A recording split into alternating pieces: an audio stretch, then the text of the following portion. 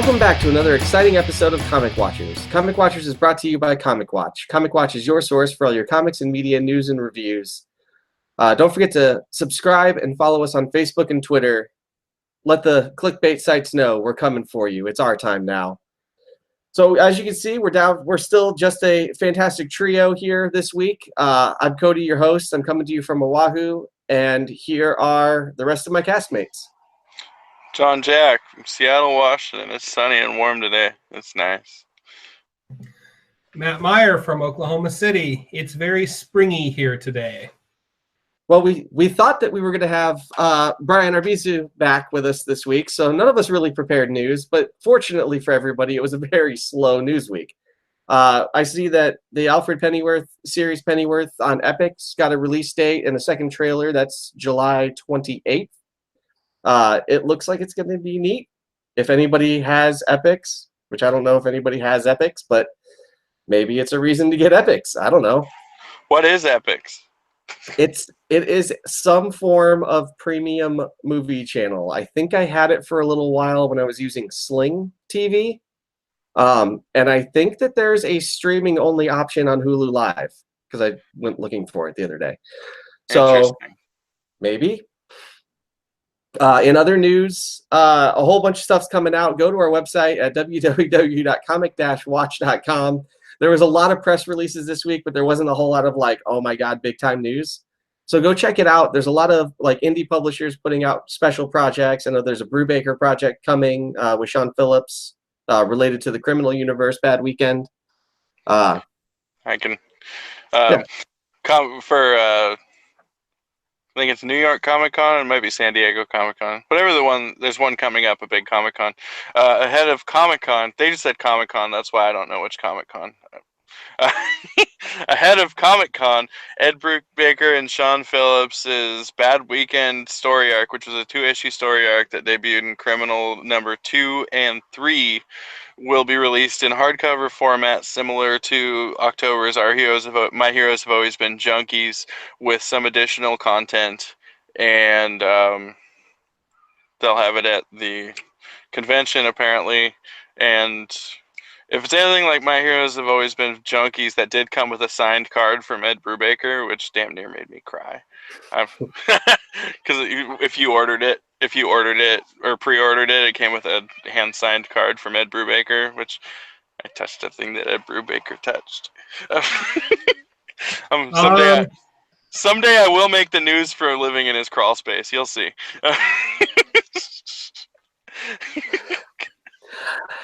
On that note, speaking of accessibility to creators, DC's Heroes in Crisis number 8 came out today, and the world is seemingly pretty pissed. The Twitterverse is unhappy. I'm unhappy. I know Matt reviewed it for the site. He was unhappy.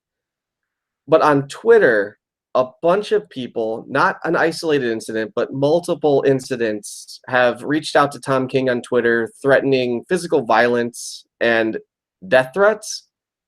And I just want to say, come on, you fuckers. Really?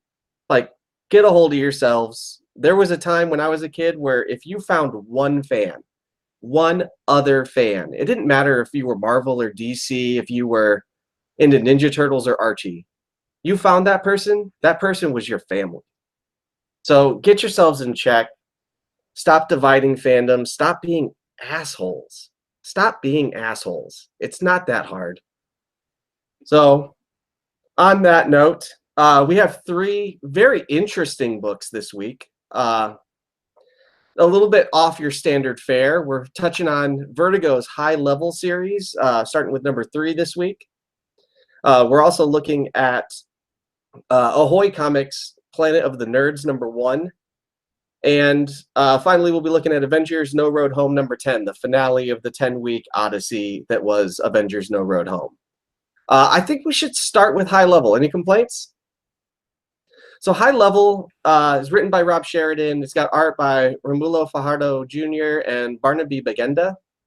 Sorry about those names. I'm not sure those are right, but it's close. It's a yet another sci-fi indie feeling book. It's not particularly remarkable in the way that the narrative moves forward. Like it's kind of standard fare. It hits on all the standard sci-fi tropes. You know, this is a world in the maybe not so distant, but somewhat distant future that you can still see remnants of our culture in this world. There's a massive division between the rich and the poor. There's this thing called high level that, you know, you can work your way up to being allowed in high level, but nobody knows what happens when you get there. It's a very kind of religious analog. We're following the story of what's the word? Not scalper. A scavenger named 13. She's a poop miner. She's a poop miner. Yeah. She lives way to the south, far, far away from south level, hates the government, and is, you know, kind of one of those gruff personalities towards even the people she's close to. Like, she puts everybody at a distance, keeps them at arm's length. She's a poop mining lady, Ron Swanson. Yes. Yep. Done. All right. That's enough about 13. Now you know exactly who she is. So she's stuck with a child. This child is dropped to her by a former friend of hers who's now in the military and says, you know, you have got to get her home to high level. You got to keep her out of everybody else's hands. She's the chosen one. She is special. Blah, all that standard kind of sci-fi trope nonsense, right? This is got a lot of midichlorians. You know, it is what it is. So it's their journey. It's their journey through this vast wasteland, Mad Max kind of sci-fi story to get this girl home, to a home that nobody knows what it is. Nobody knows what happens when she gets there. Nobody's really entirely sure. Like, we start to find out in this issue why people want her, because she has this magical ability to open boxes that have been sealed for hundreds of years, I guess, for some indeterminate time. And a lot of those boxes have food, weapons, tech, those kind of things. So, I mean, there's a little bit of like kind of a video game feel. The art is, I think, gorgeous. I think it's beautifully drawn, and I think the dialogue is really good. Like, I get, you know, that they're doing a lot of world building here in the beginning, and it's not particularly inventive, but the dialogue is really sharp. Like, I feel like 3 issues in, I know 13. I know this little girl, Minnow, and I mean, this little girl talks like a little girl. I have a 4-year-old girl, and she asks all the same things that Minnow asks. Like, why do we sleep? Why aren't you asleep? Because you're talking to me. But aren't you tired? Yes. Shut up. Like, I get it. Like, I feel like Rob Sheridan must have a child of this age right now. So, I mean, that's my kind of hot take on it. Like, I enjoy this book. We're 3 issues in. I have a feeling it's going to go to some interesting places before it's done. I don't know how long it's going to be. It's listed as an ongoing, but you know how that goes, especially with Vertigo sometimes. It was an ongoing that lasted 7 issues. All right, cool. Dig it. Matt, what are your thoughts? I didn't hate this comic, but it didn't, at the same time, it didn't do a lot for me. For a lot of the reasons that you mentioned. First off, I'm not a huge cyberpunk fan. I feel like the genre just tends to play out these same scenarios and same tropes over and over again. And it did so reliably with this series. It's a dystopia. There's a scrappy underdog. There's a chosen one. I mean, chosen one is a trope that can be found in any number of genres and media, but whatever. There are the oppressed. There are cool people amongst the oppressed who are very punk-like, and they're going to stand up. And, you know, I get it. It's cool. We've seen it all before. I don't want to poo-poo it for not being wholly original. And the art really was good. Barnaby Bagenda first caught my eye a few years ago when he did the Sugar and Spike story by Keith Giffen in the Legends of Tomorrow anthology miniseries that DC did.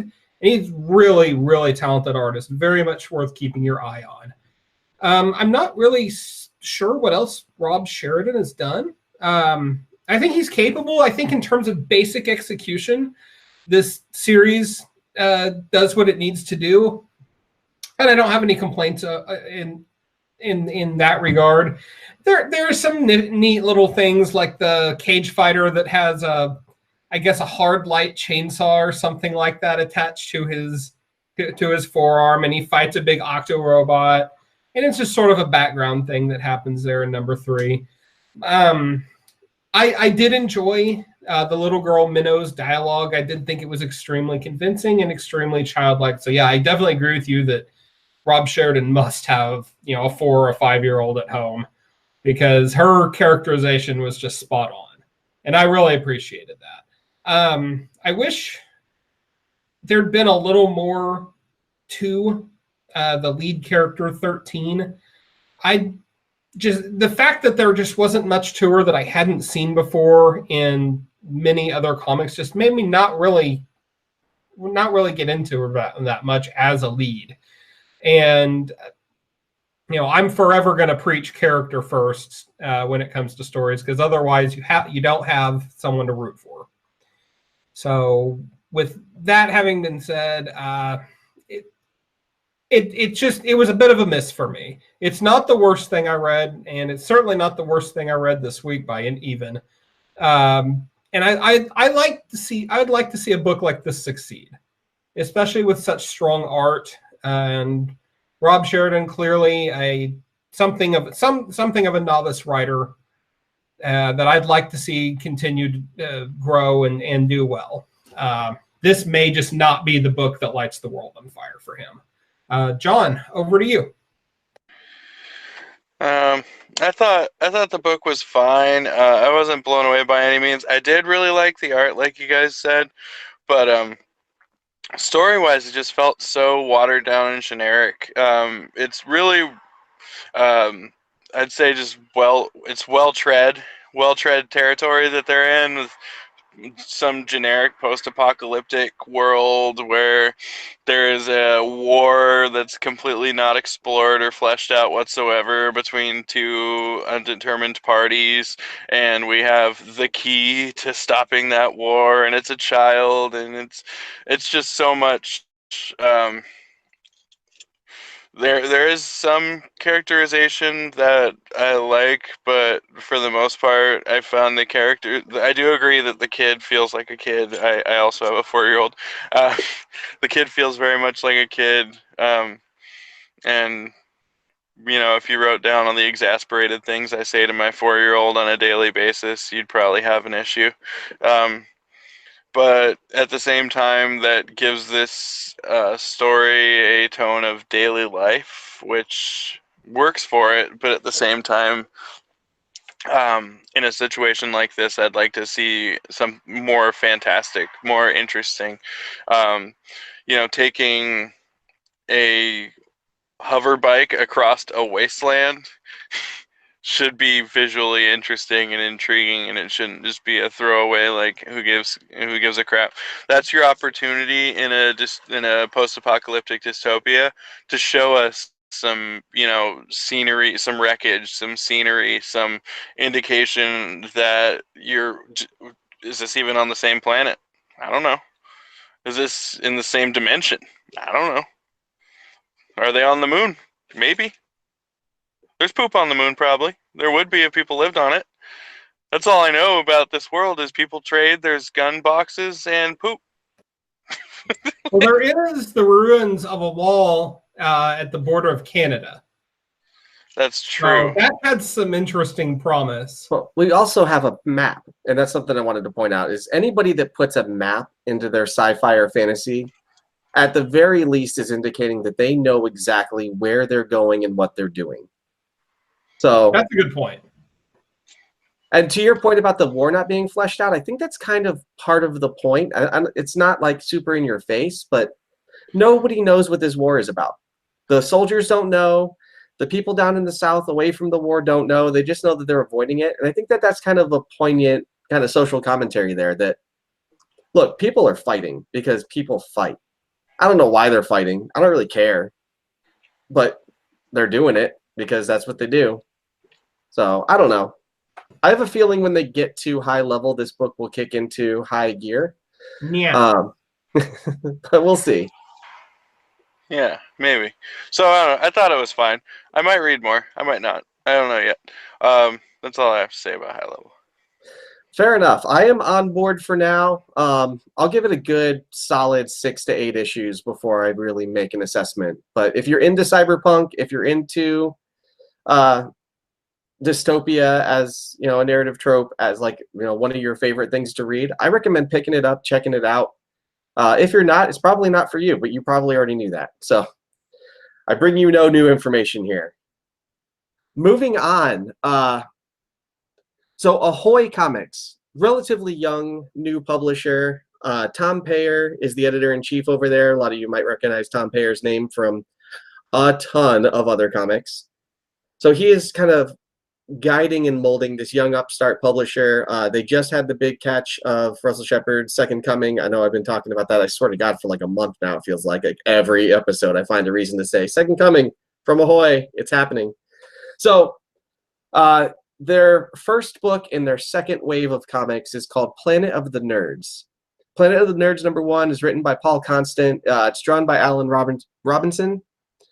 This was a surprise hit for me. Like, they put it out there. They got their press guys out there pushing this book out, saying, come check this book out. If you're a review site, take a look. Let's talk about it. Let's get it out there in the open. And I was like, okay, I hear this weekly, several times a week from different people. Check out my Kickstarter, check out my whatever.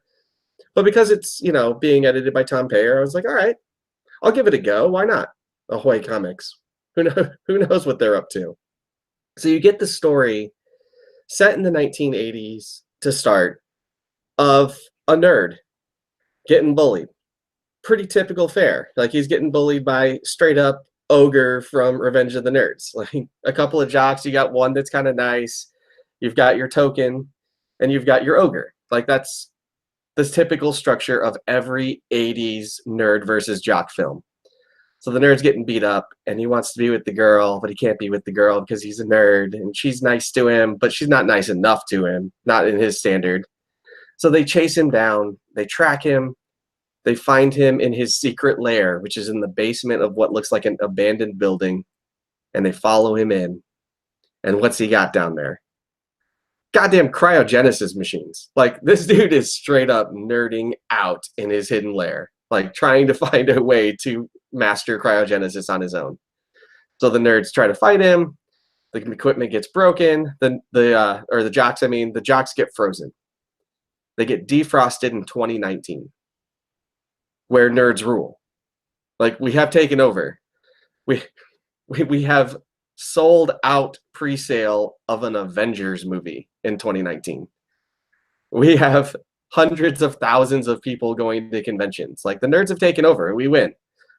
So now we get to see the story of not only these jocks trying to adjust to a world where they've lost. Like, these are Confederate soldiers being raised in 2019. Oh crap, it didn't work. Well, it didn't work. So, and then we'll also have the concurrent storyline of the characters that we left behind in the past. So we'll get to see how that kind of plays out for them. I thought the art was great. I thought the coloring was out of this world. I wish I had written the colorist's name down ahead of time. I didn't do that. That's my fault. I enjoyed it. Like, I really thought I dug it. It's like a reverse Back to the Future almost. Like, let's bring the past to the present instead of vice versa. And I mean, presumably the nerd is going to be alive in the future. The girl that he was chasing will be alive in the future. Maybe they're together. I mean, it seems to fit the theme. But we're going to get to find out more about their stories. We're going to get to find out how these jocks adjust to life in the future. It's just fun. Like, it's just straight up goofy comic book sci-fi fun. And I really dug it. JJ. Hey, I thought Planet of the Nerds was really fun. It was a really clever, like, the way it was written felt very much it was sorry, it was split into two halves, one from kind of the jock's point of view and one from the nerd's point of view, and everything set in the past was just, it really did have a very kind of Revenge of the Nerds feel to it, or something like that. Animal House, or just a bunch of jerks. We all remember jerks. I don't have to deal with them so much now that I'm an adult and twice their size, but whatever. I was always a bit bigger, so I didn't have too much trouble with bullies anyway. But you know, everyone remembers getting shit for the things they liked, and you know, this poor guy, he's getting beat up and stuff like that, and he's a legit mad scientist. You know, he probably patented that cryo machine, and 2019 comes around, and he's either in prison or a billionaire. Who knows? He's friggin' Lex Luthor, or he's Mark Zuckerberg. Um, but it's going to be really interesting to see. I'm curious what the route they're going to go in the present day is going to be, whether, you know, big fella's going to be running around giving dudes wedgies, you know, like, or whether he's going to have to adapt one way or the other. Is definitely sure to be some interesting stuff going forward. What did you think of it, Matt? Oh, I loved this little comic, man. It's such a great love letter to 80s tropes and nerd culture and all this cool stuff.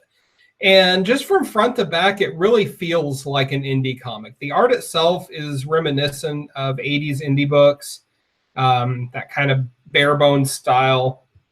And that's a good thing. Like, the look of the comic even has the pages are done to look like slightly faded newsprint, which I thought was a great touch. It's not the first comic to do that, but a great touch nonetheless. And just the concept is fun, you know? I think most people listening to this have probably been bullied at some point in their life, and they can easily identify with what's going on here. And the bullies are just so over the top in the most perfectly 80s way possible, you know? And I just thought, how perfect is this to have this type A alpha male douchebag show up in 2019? Like, he's just going to go apoplectic. And actually he does, because he sees a bunch of cosplayers and just loses his shit immediately. I like the idea too that the nerd himself, I forgot his name. Is it Wendell? Something like that. Alvin, I believe. Alvin, that was it. Thank you. I love the fact that in the first half of the story, which we're getting from the jock's point of view, Alvin is just kind of a stereotypical nerd, which leads us to believe that he must have a heart of gold. But then we flip to the second half of the book and get things from his perspective, and he's kind of a creeper. Not just kind of a creeper. I mean, his ultimate goal in hitting on this cute girl that's way, way out of his league is to get a blowjob, you know? And then he's ruminating at the end about how, well, she's just like everyone else in his sniveling little basement dweller patois. And it was a good subversion of a trope. You know, nobody here is 100% clear cut what they seem to be. And that subversion of tropes was really well played. I look forward to reading more of this series. So yeah, great recommendation. Cody, over to you. Yeah, if you're interested in Planet of the Nerds #1, you can head over to the website, www.comic-watch.com, where I did an interview with Paul Constant, the writer, and included a little preview with some art assets from Ahoy. So it's got some character sketches, some design ideas, and then like kind of the crux couple of pages of the book, like where the real action really occurs. So take a look at it, see if you dig it. If you do, Ahoy did just sign on with Diamond, so you should be able to have your local comic shop order you copies of this book. Help out this indie publisher. Help out Tom Pear. Like this, they're doing some really interesting things there. I hear that they've got some projects lined up with Mark Waid and Annie Vicente in the future. So I mean, it's not like these guys are going to fade out anytime soon. It's not like they're working with no-name guys. Like, they've got some heavy stuff on the way. So check them out. And that will bring us to our final spotlight book, which I'm incredibly excited about. Avengers No Road Home #10. This has been a 10-week miniseries, issue a week, being written by Mark Waid, Jim Zub, and Al Ewing. Some of the, hottest rising stars that Marvel's got right now, plus, one old stalwart. Sorry, Mark, you're not that old, but you're older than I am. So Vintage. Vintage. Right. Classic. He's been writing comics since I was literally a toddler. So I think he called. It's kind of great to see the kind of generation gap there too, though. Like, and I kind of wrote about that a little bit. I want to say the oldest book I have from him is like 87. So that sounds about right. But here you've got Wade working. That's legit old man status. Zub and Ewing, who are clearly of a different generation of writers. Matt, you're muted. Now your video's off. You're doing it wrong. No, he was working at DC as an editor for several years before he broke out as a writer. So, I mean, he's probably been in the game since, what, 85, 86, something like that? Sounds about right. Yeah. So since I was a toddler. He edited my All Apes Secret Origins issue. Nice. So, Avengers No Road Home. This is allegedly the sequel to No Surrender, which was a 16-part weekly last year. I didn't read No Surrender. I had no interest in it at all. And honestly, I had no interest in No Road Home at all until, we needed somebody to review it. And I started putting together a team, and I hardly ever put together a team to review a book without putting myself on it. So I was like, all right, well, I guess I'm in it. Let's do it. And I was pleasantly surprised from the jump. You've got Voyager, who was introduced in No Surrender, gathers up a team of Avengers to stop Nyx, the night goddess. She's slain all of the Greek gods at Olympus. She's blacked out the sun across the entire universe, like no light, gone. And you get this long, epic journey. Everybody gets split up. They've got different parts, subquests along the way. And it all culminates here. And you think, she walked at the end of number 9, she walks into this house, like this floating, like house of mystery kind of thing, where there's light coming out from inside. She goes in, and they're trying to follow her in, and they can't. And finally, Monica Rambeau, Spectrum, superpowers Vision and sends him in. End of issue. So you roll into this one, you think, we're in for some kind of epic knockdown, throwdown, your typical kind of final issue fare. They're going to beat the big bad. And then, there'll be some ramifications, but everything's mostly going to be fine in the end. Nah, bro. He gets in there, and it's full of light. It's full of the light of creation.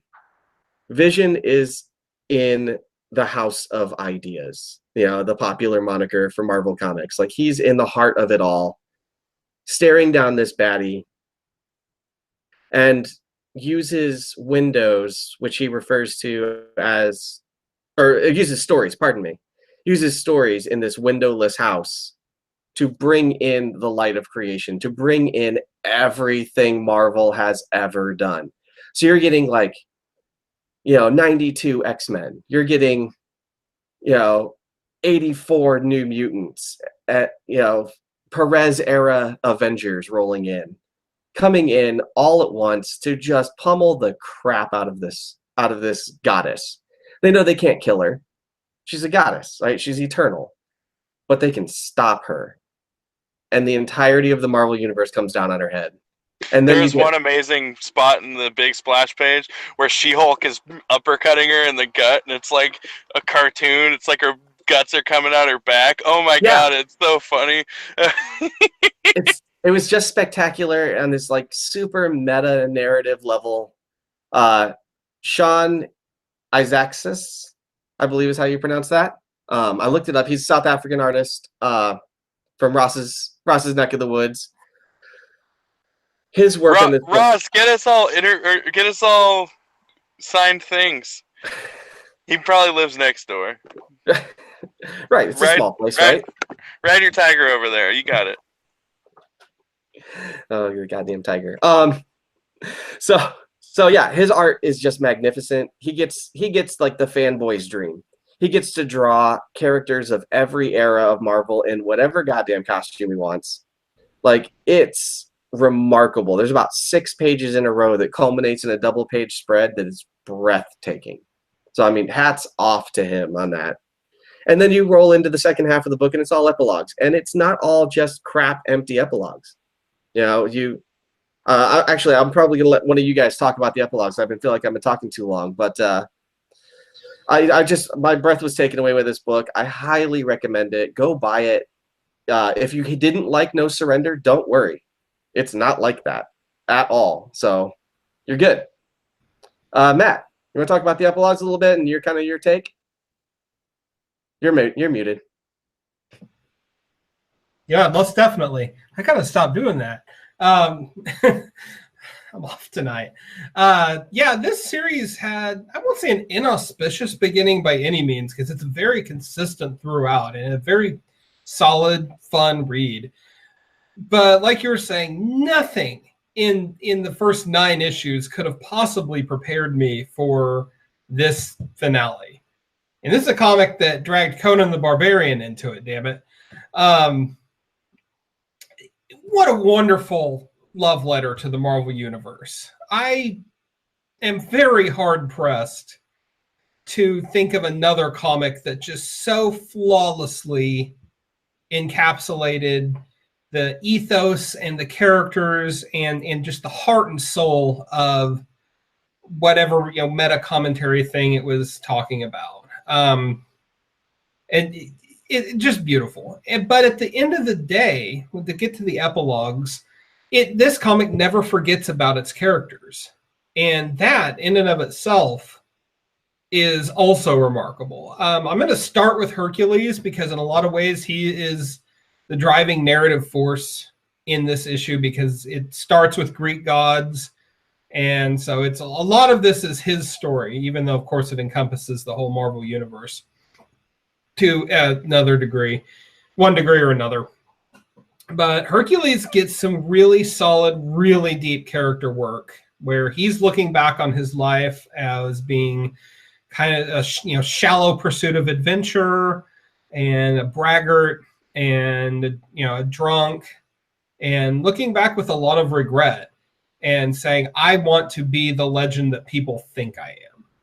And he really, throughout his epilogue story in here, he really, really owns that. And if you haven't ever read Greg Pak's Incredible Hercules series from 10-ish years ago, it's awesome, and it's made me a Hercules fan for life, and this really harkened back to that. So kudos to whoever was ultimately responsible for that particular plot thread. Hell, let's give all writers equal credit. And other standout epilogue was we do get Conan the Barbarian. He's fighting a giant crocodile. He kills it, of course, because he's Conan. And then he turns around and sees a tyrannosaur, and we realize it's revealed that he's in the Savage Land. So,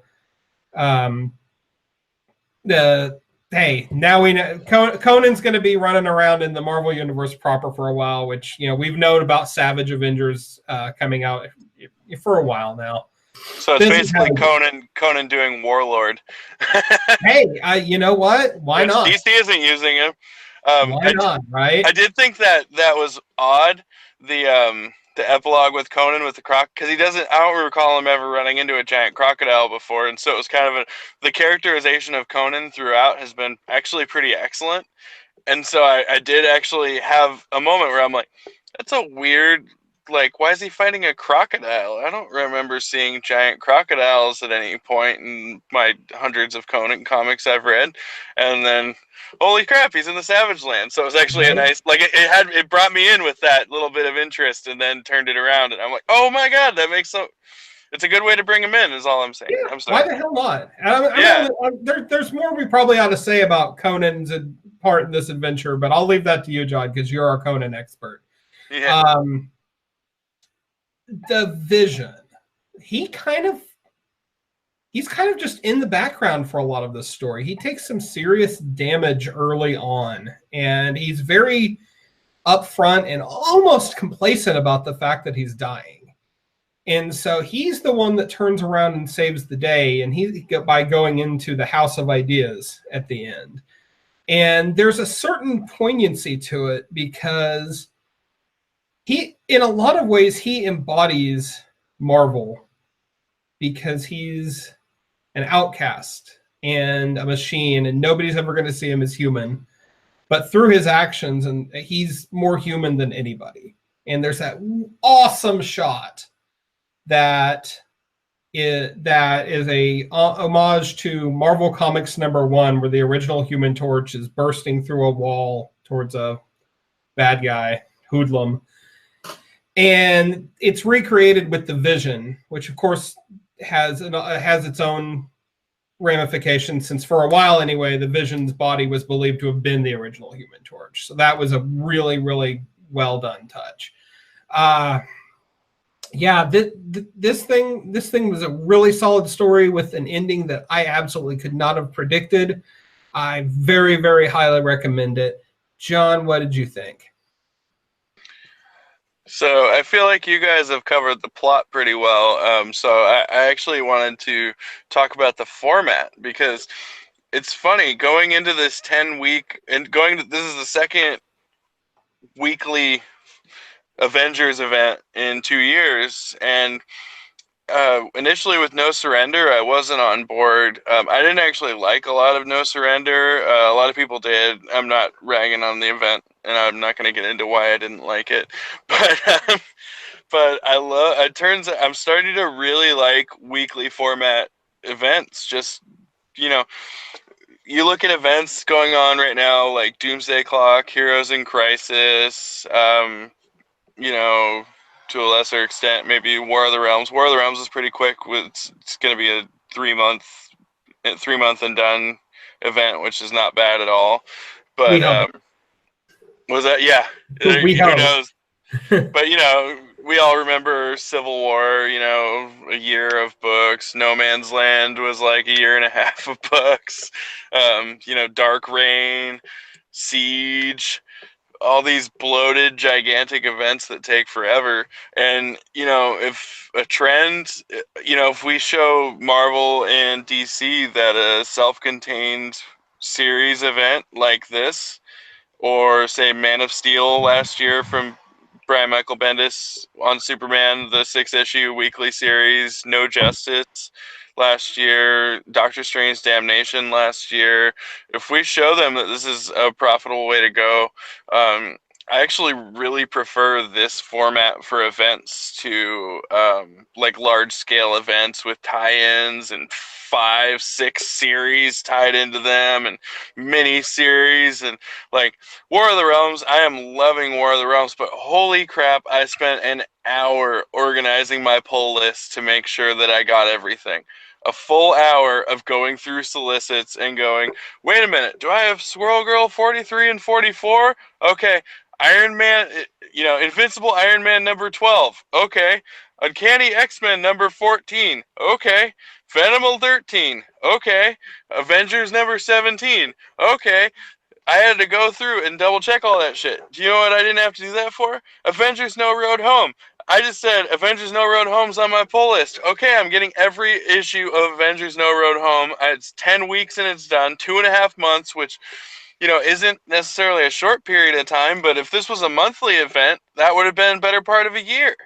You know, like, I feel like it's great for maintaining momentum in an event like this. One of the biggest issues I had with Metal was, as the issues started to lag on, it was really hard to keep your excitement up from issue to issue. Doomsday Clock's kind of doing that too, where an issue will come out and I'll get really, really excited about it, and by the time the next issue's, you know, a couple weeks away, I am, you know, not as, I wouldn't say over it. I'm still into the event. It's really, really good. But at the same time, my excitement, you know, it's pretty effectively waned after 10 weeks go by without Well, I'll thinking. also say, if I can add something to what you've got going Of there, course. I agree with every point you just made. The tighter publishing schedule by necessity forces tighter plotting between the various writers. Mm-hmm. You know, I read this thing straight through, and I never once felt like I was reading a comic that had 3 writers and with their own voices and own styles. It was very tightly plotted from front to back, and that I think that's a merit of the weekly format.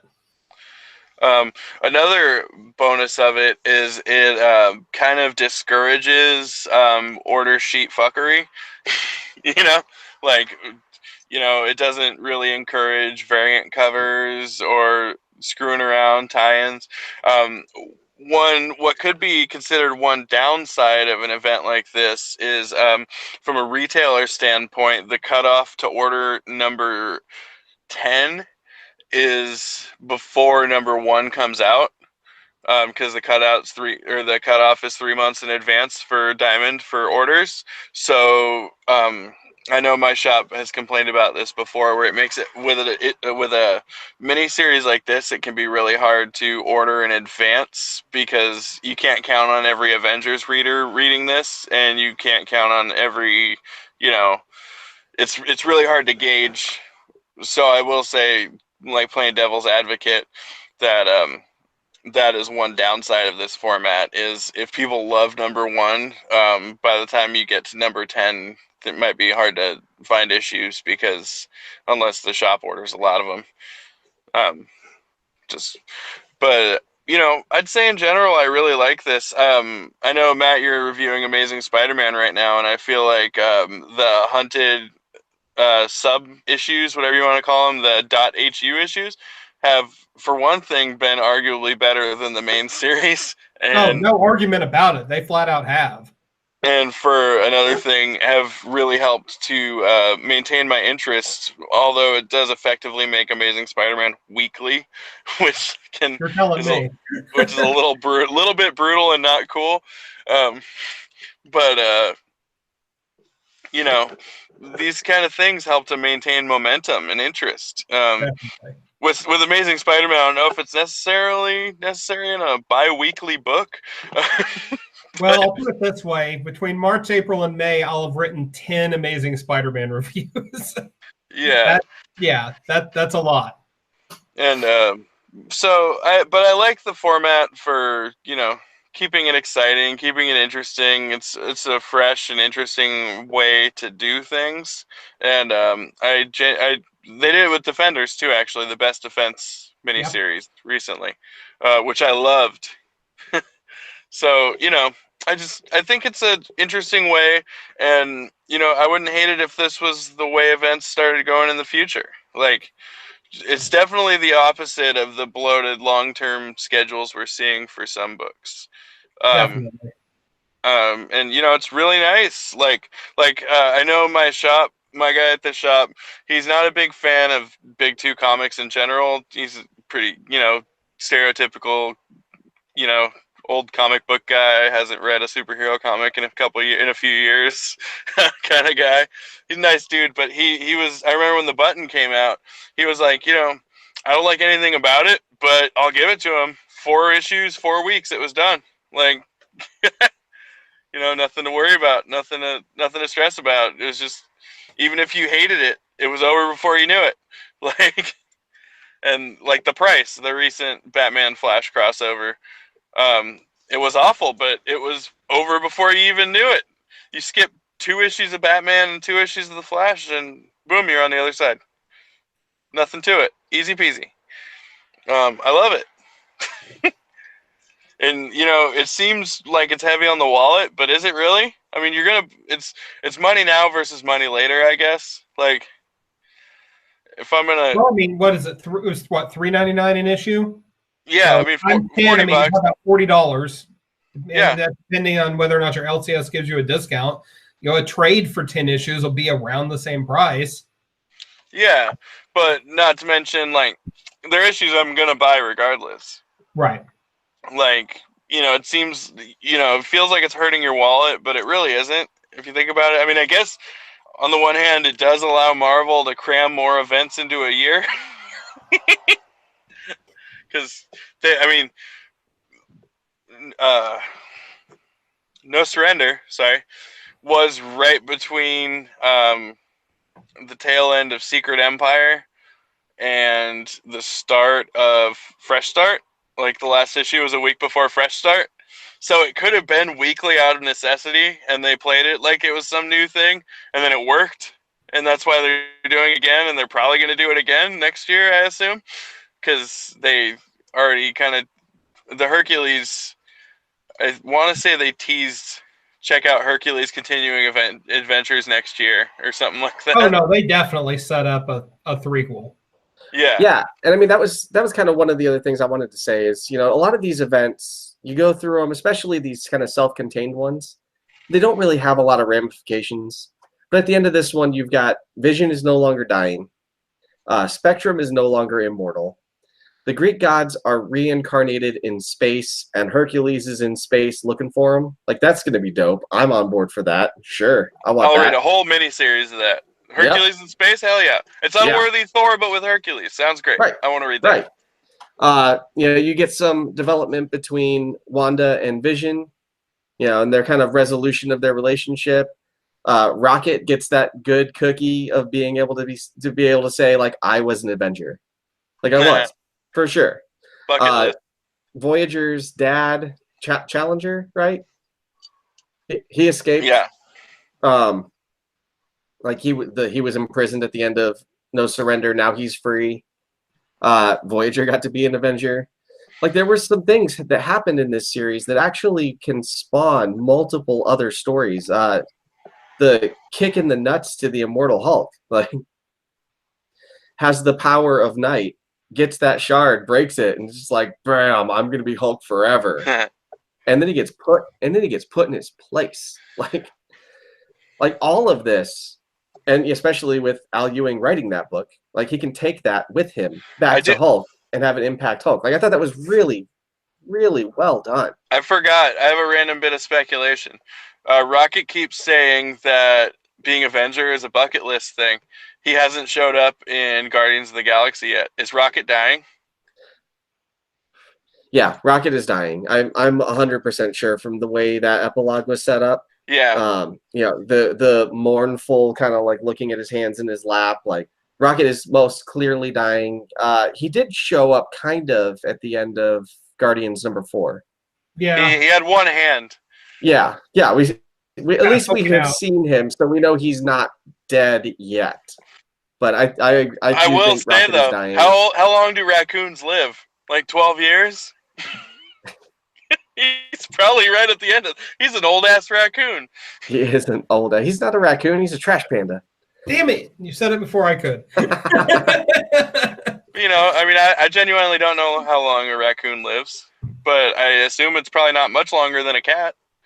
He's probably right around old cat age. Yeah, for sure. I don't know what planet he was originally from, or what, you know. I want to say he's from Earth. I want to say he's a regular raccoon that was kidnapped and experimented on by aliens. Well, according to the internet, raccoons only live an average of 2 to 3 years in the wild. Yeah, he's way past that. Yeah, he's very far past that. That's an old raccoon. He's a space raccoon, damn it. Yeah, I don't know for sure, but I want to say he's Earth raccoon that's kidnapped and experimented on. I don't feel like that's right, but I can't say why. I read the old 4-parter way back in the 80s, but it's been a while. So anyway, No Road Home. Highly recommended by all three of us. Go figure, right? Check it out. When it comes out in trade, I highly recommend picking it up if you skipped out on it. It's a good-ass book.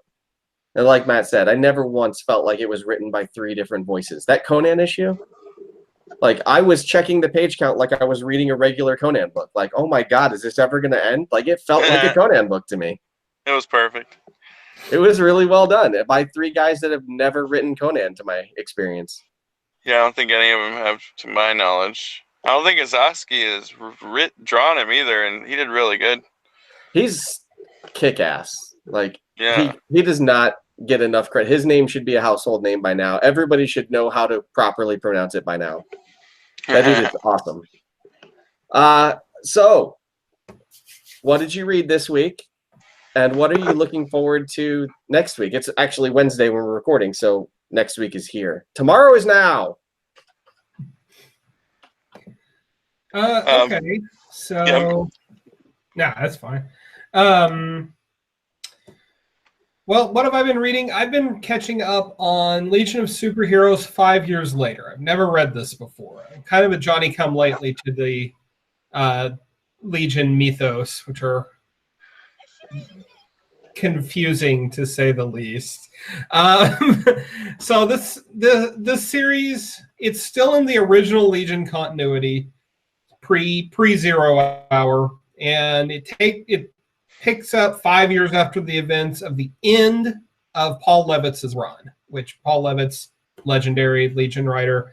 And this is written by Keith Giffen, who is just kind of testing out his writing skills at this time, and Tom and Mary Beyerbaum, who I'm not really familiar with. And then Keith Giffen did the art as well.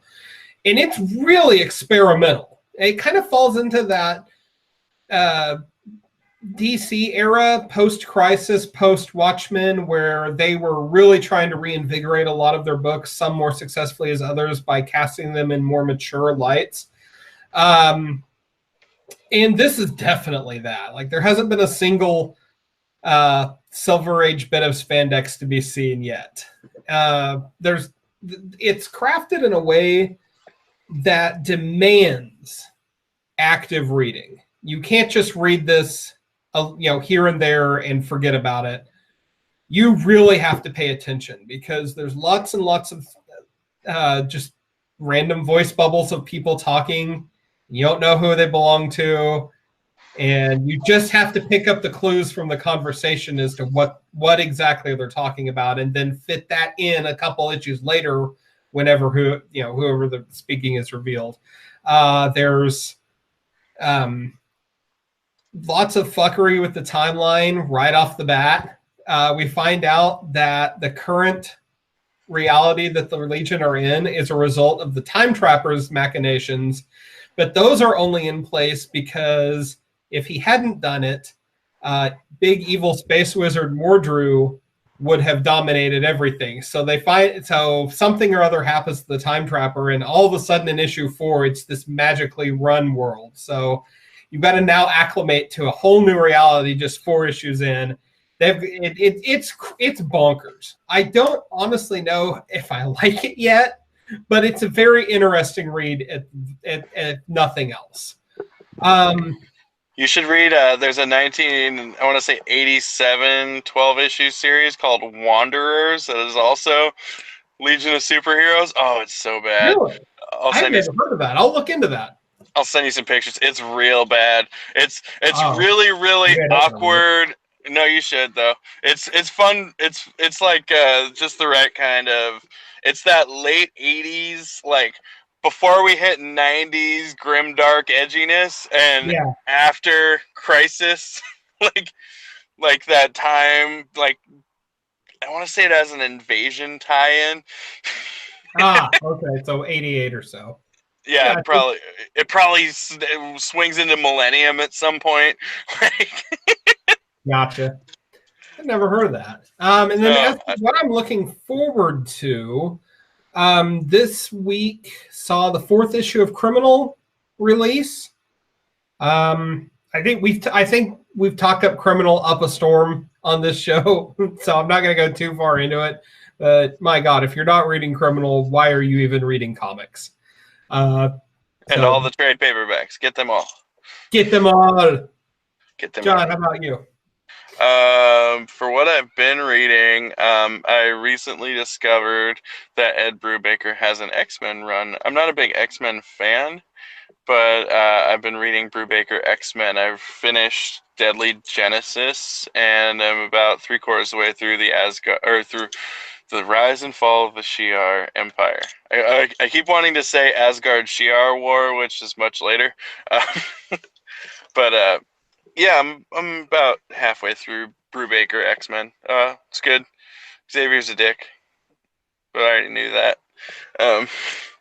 As for what I'm looking forward to, War of the Realms X-Men starts this week. Just keep it all contiguous. There's many other books. I already went to the comic book store, so they're there, but they're in a bag, and I don't want to drag them out. Detective 1002, Action 1010, big numbers, big numbers. How about you, Cody? So this week, as the news continues to trickle in that Doomsday Clock is delayed another week, another 2 weeks, we found out that number 11 is going to come out in August now. Like I might be dead by then. I don't know. I hope it eventually comes out in my lifetime. But as a result of that, I drug off a Watchmen trade from my shelf and reread Watchmen this week.